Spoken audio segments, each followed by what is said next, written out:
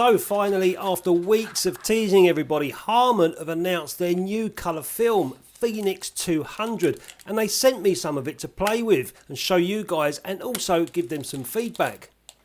Now, I wouldn't say that I'm a colour film guru. I'm not. Most of you know I'm a black and white kind of guy that shoots a little bit of colour here and there. And over the time, it's been fun reading all the comments with the tease from all the coming soon cards posted on various accounts, as well as the Harman Instagram account, where unfortunately there was a few spoilers where the film had already been leaked, you spoil sports, and other people hoping that there's a Bluetooth speaker on the way. I've already shot a roll of Phoenix 200 with a Nikon f6 and a 50mm Zeiss Milvus lens, and I developed it in Cinestill C41 chemicals in my rotary processor, sticking to constant temperature, and after the negatives were dry, I was surprised by the look of them. At first I thought I'd done something wrong. I was expecting that normal brown sort of colour film base, but I was greeted with this unusual bluey colour. After scanning the negatives on my DSLR, I put the raw images through the latest Filmomat software called Smart Convert, there's a link in the description, and after a bit of cropping I hit the auto button and let the software sort all the colour balance out, and it did it really well. I was happy I had photographs, and they wasn't that bad at all, at least for the way that I shoot, develop and scan. Harman say that this film is vibrant, contrasty, quirky and full of character, and it's a true ISO 200 film that can be rated between 100 and 400 ISO, and they are really excited to bring this new film to the community. They say that they started the project in late 22, dipping their toes into the colour waters and see if they could design, coat and manufacture a brand new colour film at their plant in the UK. They said it's the very first colour film made entirely from emulsion to cassette at their factory in Moberly, or is that Moberly, in England, and rightly so, they're very excited about it, and I'm sure that you colour film heads are as well. So I've just shown you the photographs of my very first roll of Phoenix 200, and I'm now off out to shoot another roll of the stuff with a few lenses, the Nikon FM3A, and bringing you guys along with me if you want to stick around. I wanted to see how this film performs at night and also what happens shooting it underexposed and overexposed, as well as a few more daytime colourful scenes. So I don't really do a great deal of photography at night. I used to do a lot of nighttime scapes and stuff, but I haven't done it for quite some time. But I've bought out the Nikon FM3A. I've got a 28mm lens, obviously the Phoenix 200 film is inside, and over there there's a petrol station, the old cliche at night, let's get a petrol station.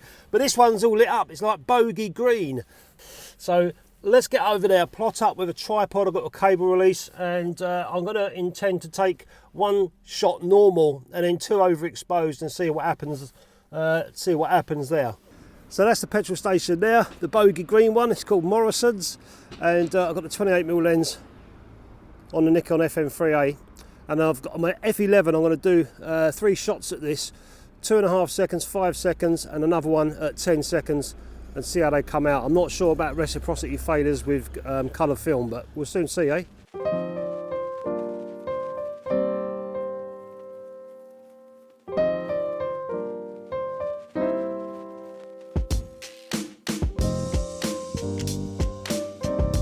We've got another location here, which is KFC, just round the corner from the Green Bogey petrol station.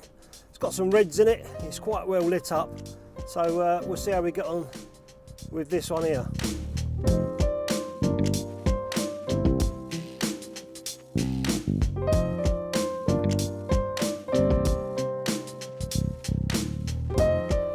And this is Sandown Pier that I've come to now. There's a whole day's fun in one, so if you ever come to the Isle of Wight and you've got a day to spend, just spend it in the Sandown Pier. It's a whole day's fun in one.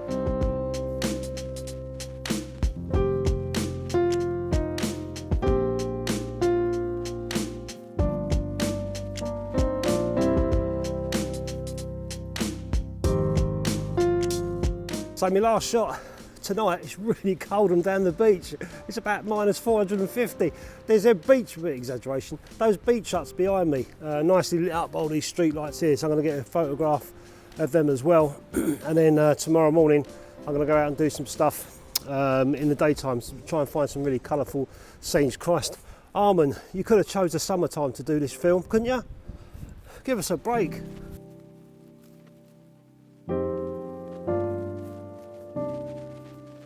So that was all on the 28mm lens on the FM3A. I shot those at f11, and from a metering I cheated. I brought out my DSLR and just took a photograph of the scene to see where the metering was holding out, because I'm not 100% sure with colour film at night. This is the first time I've tried it out, so you know, got to try these things and see how they turn out, haven't you? Anyway, I'm going to shut this off now, go home, have my dinner, have a beer, get up tomorrow. I've got to take the car to the MOT centre. That'll give me about an hour to walk around and take some pictures tomorrow. I'll see you then. That's the next day. I've just dropped my car off to the MOT centre, and I've still got the Nikon FM3A 28mm lens. I've also got a 180mm lens in my bag as well. So I'm going to mooch around this estate, see what pictures I can get with this film. Do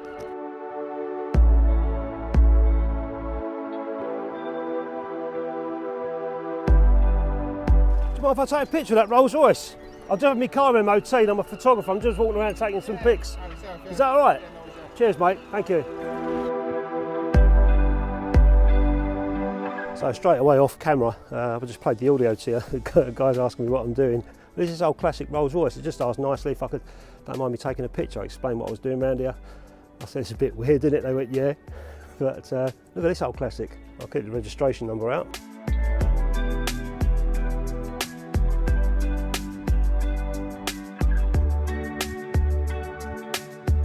The only trouble with walking onto places like this, especially in a weekday, is people are inquisitive. There's cameras everywhere. People are coming up and asking me what I'm doing, etc. Because you know, places of business.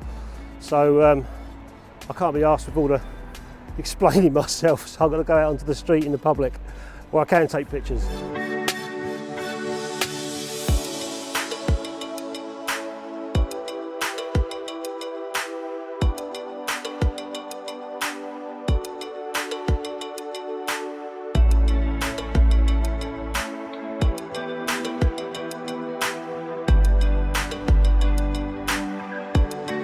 It's quite difficult actually. There's not really much about with colour. It's the winter time, so there's not much colour going on. Natural colour with trees and bushes and flowers and stuff, plants. So I'm just struggling a little bit. Oh well, I'll keep walking anyway. So in the end I decided to shoot the rest of the film indoors, and here's our ridiculously early Christmas tree shot at f1.8 on the Zeiss Milvus 50mm lens. I then went for something more colourful using the Phoenix bag Harman sent me as a background and some jumbo Skittles for colour. For this I'd switched over to the Nikkor 55mm micro lens. It did feel strange hunting around the house for objects of colour when I'm so used to shooting black and white.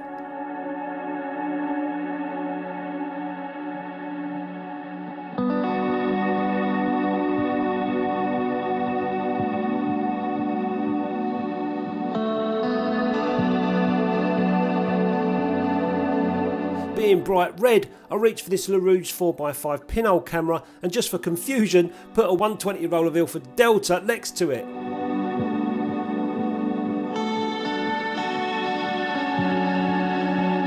I swapped lenses again to the Nikon 85mm lens and decided to take some portraits of my daughter Jess.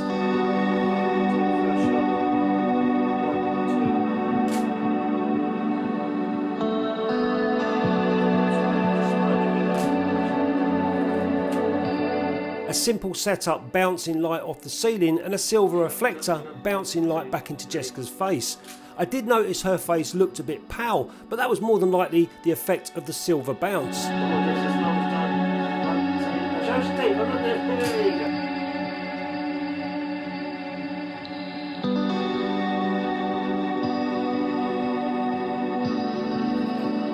Next up was my Yashica Mat 124G and the correct film, and then on to making the thumbnail for this video.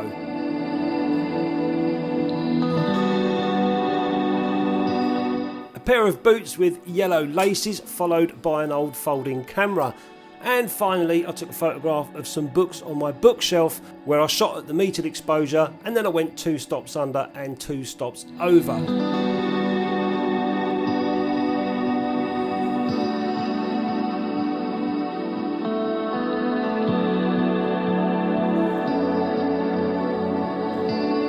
After shooting the whole roll, I rewound it back and got on with the developing of the film in Cinestill C41 kit and my rotary processor. And just like the first roll, the negatives came out with this funny looking blue tinge base. Colour film has always intrigued me. It does have a certain feel about it that I just can't describe after being so used to digital image from phones and other digital cameras. And I particularly like this one of the terracotta pots that I saw in a garden shop.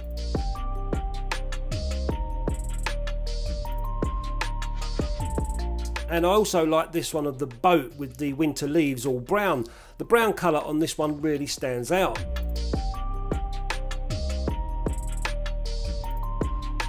Similar to this one that I took of an old oak tree which was closing down for the winter.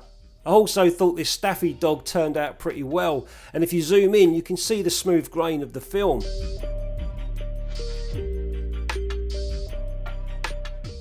In this photograph I noticed there was a strange phenomenon.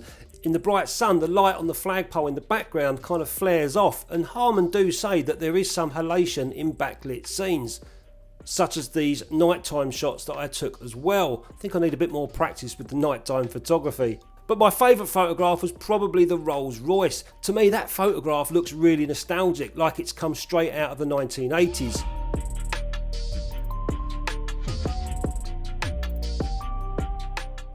And I was also happy with the simple portraits that I took of my daughter, vibrant and full of colour, even Jess liked them. And the Christmas tree photograph kind of reminded me of the Christmas cards that were sent back in the 1970s. I might even release this one next year and bring back some classic Christmas cards. Above all, Harman do say that this is all still experimental, as it is their first attempt at making colour film, and they put plenty out there in 35mm outside of the UK too. I'm sure that they'll get some great feedback from users of the film and eventually roll it out in 120 format too, as well as other speeds maybe. And their prices are intending to be... But for now, I think this is excellent news for the film community, with Harman taking the time, money and resources to put together a brand new colour film. I can't imagine it is something that they have approached half-heartedly, and I think it's safe to say that over time, Harman will perfect Phoenix 200 and roll out more colour films in the future. Let us know in the comments what you guys think. Thanks very much for watching, and I'll catch you next time.